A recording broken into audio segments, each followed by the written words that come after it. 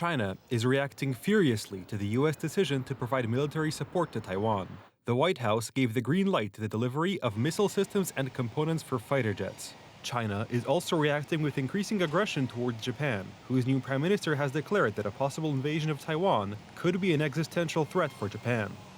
This week, nearly 10 million copies of the first ever civil defense manual are to be distributed to the residents of Taiwan.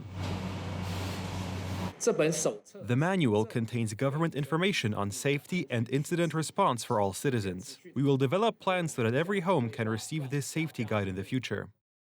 The reason is clear. There are growing concerns about the possibility of not just a blockade, but open war and invasion of Taiwan by China. Therefore, in addition to raising public awareness, the Taiwanese government is also investing in the expansion of its defense systems.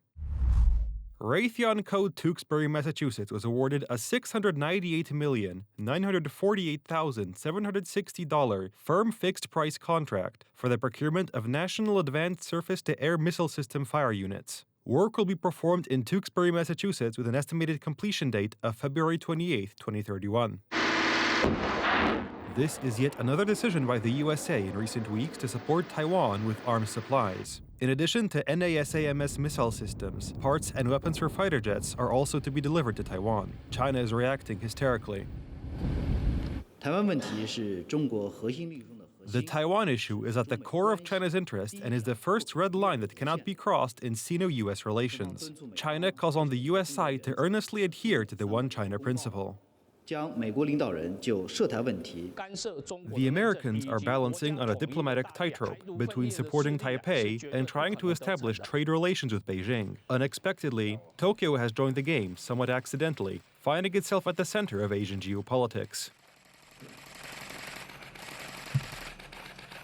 Japanese Prime Minister Sanae Takaichi has said publicly that Japan would consider a Chinese invasion of Taiwan a real threat. If China sent destroyers and used force, I believe it could be considered a situation threatening Japan's survival. Although this statement is obvious, for Beijing it is the gravest insult. The Chinese Navy sent its ships towards Japanese waters, and diplomats threatened serious consequences. In my opinion, this is an additional pretext.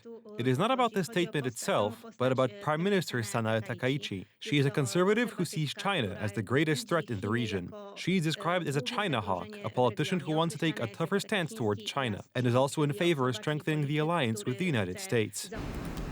As a result, Japanese companies are being boycotted in retaliation, and the Japanese themselves are leaving China en masse. The Chinese, in turn, are canceling trips to Japan and avoiding expensive Japanese restaurants. We have been greatly affected by recent events. Yesterday, we canceled about 6 group reservations, which is about 10%. Today, we canceled another 10. So a total of about 20 reservations have been canceled. This represents about 80% of our market this year. The Japanese Ministry of Foreign Affairs has warned its citizens in China to try to leave the country, and if this is not possible, to avoid leaving their homes and talking to Chinese people, at least in the coming days. The Japanese Prime Minister may ask Washington for help in resolving the situation. Donald Trump is working to calm tensions around Taiwan and at least maintain the status quo. But he has repeatedly stated that Chinese aggression will be met with a decisive response from the United States.